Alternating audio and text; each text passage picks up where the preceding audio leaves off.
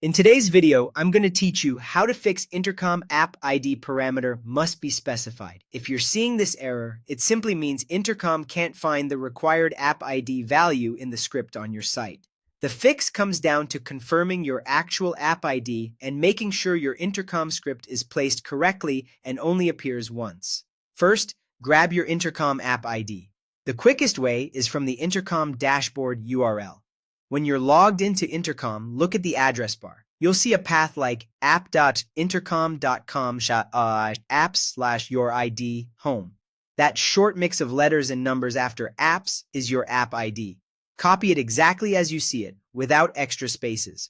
If you don't have that page handy, you can also find it in Intercom by going to Settings, then Workspace.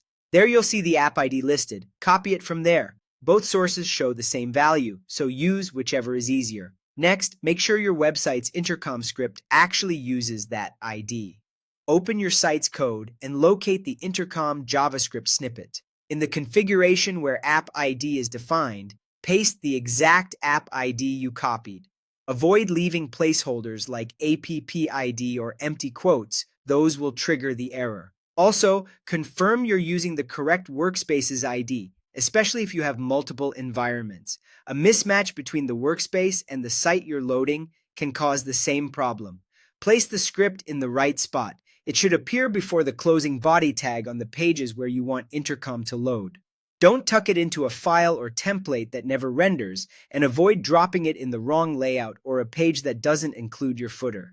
Incorrect placement can prevent the script from running at the right time and break loading. Check that you only have one Intercom script on the page. Duplicates or conflicting versions can override settings and lead to missing parameters. Remove any extra copies so there's a single, clean snippet with the correct app ID.